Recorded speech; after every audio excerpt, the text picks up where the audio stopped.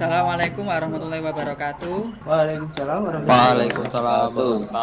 Waalaikumsalam warahmatullahi wabarakatuh. Anak-anakku, selamat pagi. Semoga pagi hari ini kita masih diberikan kesehatan sehingga kita bisa melaksanakan pembelajaran pada pagi hari ini. Untuk kesempatan pada pagi hari ini, Bapak akan memberikan materi tentang prinsip-prinsip user interface multimedia interaktif. Sebelum kita masuk ke materi, Bapak sudah memberikan atau mengupload materi beserta tugas-tugasnya di Google Classroom. Ya, nanti sampean bisa mendownload materinya di kelas 12. Materinya sudah Bapak posting semua di sini. Nah, ini sudah tampil semua yang Bapak upload di Google Classroom. Nanti kalian bisa mendownload dan mengerjakan untuk LKPD-nya sebagai tugas praktek mandiri kalian di rumah. Jangan lupa pula untuk mengisi daftar hadir yang sudah Bapak berikan. Untuk linknya silahkan dikirim, itu diisi dan dikirim, karena itu nanti sebagai bukti kehadiran sampean. Dan jangan lupa diaktifkan untuk videonya, karena nanti akan Bapak capture sebagai bukti untuk kehadiran kalian. Seperti itu. Oke, sudah siap? Bapak akan mulai memberikan materi. Ini adalah modul membuat desain user interface multimedia interaktif. Nah, untuk pembelajaran ini, yang pertama kompetisi dasarnya ada 2. Jadi ada indikator. Indikatornya nanti ada 6. Selanjutnya, nah tujuannya ada 6. Oke. Nah, kita masuk materi, ya. User interface atau antarmuka pengguna. Apa pengertiannya? Pengertiannya adalah mekanisme komunikasi antara pengguna, user dengan sistem. Yang kedua, memiliki piranti masukan, piranti keluaran, masukan dari pengguna. Nah, ini adalah contoh dari user interface atau antarmuka pengguna. Oke. Ada beberapa prinsip user interface. Yang pertama yaitu prinsip kesebandingan. Yang kedua, prinsip penekanan. Yang ketiga, prinsip keseimbangan.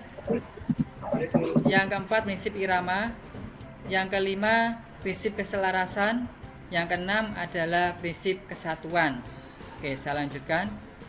Nah, ini untuk yang pertama, prinsip kesebandingan. Kesebandingan atau proporsi merupakan hubungan perbandingan antara bagian dengan bagian lain atau bagian dengan elemen keseluruhan.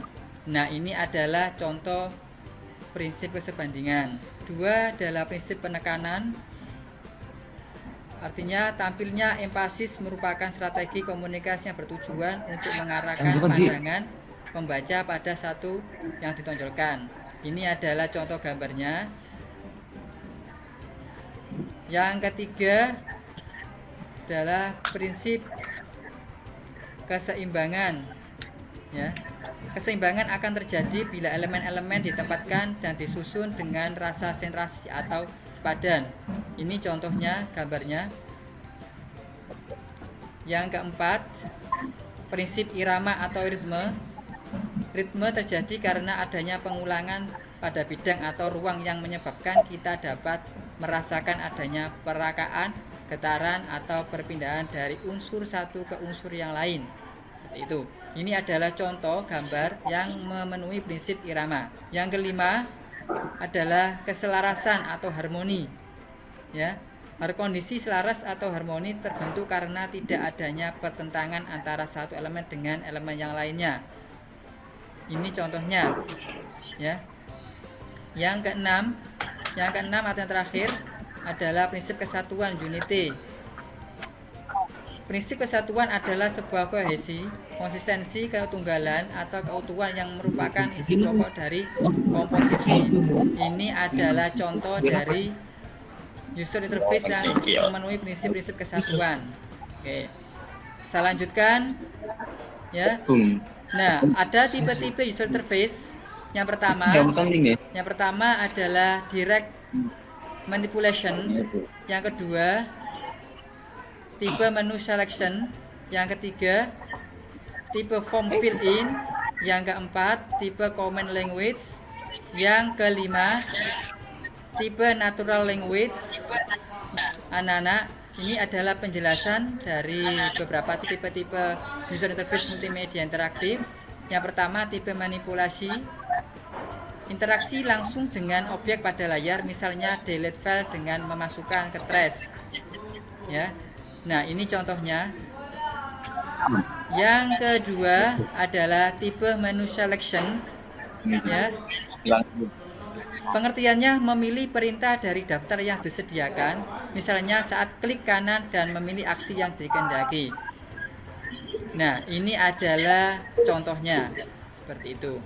Yang ketiga adalah tipe form fill-in. Ya. Artinya mengisi area-area pada form yang disediakan. Nah, ini contoh gambarnya. User interface tipe form fill-in. Yang keempat yaitu tipe Common Language. Ya.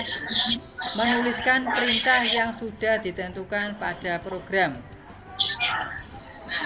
Nah, ini contohnya. Yang kelima dan terakhir, tipe Natural Language. Menggunakan bahasa alami untuk mendapatkan hasil contoh search engine di internet. Oke. Nah, ini adalah contoh dari tipe user interface natural language. Selanjutnya, materinya adalah elemen-elemen user interface. Apa saja elemen-elemennya? 1. Yang pertama adalah tombol navigasi. Yang kedua adalah teks. Yang ketiga adalah grafik atau gambar.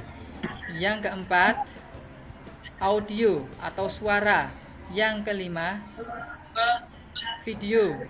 Yang keenam atau yang terakhir adalah animasi. Nah, materi kita sudah selesai, ya. Tinggal nanti ya sampean akan melaksanakan diskusi. Setiap kelompok mendiskusikan untuk membuat satu desain user interface untuk halaman pertama yang memenuhi prinsip-prinsip user interface. Oke. Nah, sedangkan untuk nanti tugas mandiri, kalian praktek mandiri di rumah, itu nanti kalian atau sampean ya membuat desain user interface yang memenuhi prinsip-prinsip desain user interface menggunakan aplikasi yang kalian kuasai. Boleh menggunakan Photoshop, boleh menggunakan Corel Draw, atau mau bisa menggunakan yang lainnya yang kalian pahami. Nah, untuk tugas praktek mandiri ini silakan kalian download LKPD di Google Classroom ya. Ya, anak-anak, tadi Bapak sudah menjelaskan tentang materi pada pagi hari ini. Apakah ada pertanyaan mengenai tugas, mengenai materi ataupun yang lainnya? Oke ya, sudah ya. Untuk sebelum pembelajaran pada pagi hari ini kita akhiri, saya minta satu siswa untuk menyimpulkan ya pelajaran apa yang sudah Bapak sampaikan pada pagi hari ini. Ini Zumrotus, Pak. Oh, Zumrotus. Perkenalkan dulu namanya Zumrotus. Zumrotus, Pak. Ya, silakan Zumrotus. Perkenalkan, nama saya Zumrotus ya. Ya. Saya ingin menyimpulkan interface berfungsi untuk menghubungkan antara pengguna dengan sistem aplikasi. Ya. Sehingga komputer tersebut benar. Nah, navigasi berfungsi untuk menggambarkan dengan jelas dengan rantai. Sudah, Pak? Ya, benar sekali. Sudah benar ya anak-anak, itu kesimpulan dari pelajaran Bapak pada pagi hari ini. Jangan lupa tadi juga ada evaluasi, sudah Bapak kirim ke Google Classroom, silakan mengerjakan ya. Cukup sekian pelajaran dari Bapak. Ada pertanyaan lagi sebelum Bapak tutup pelajaran pada pagi hari ini?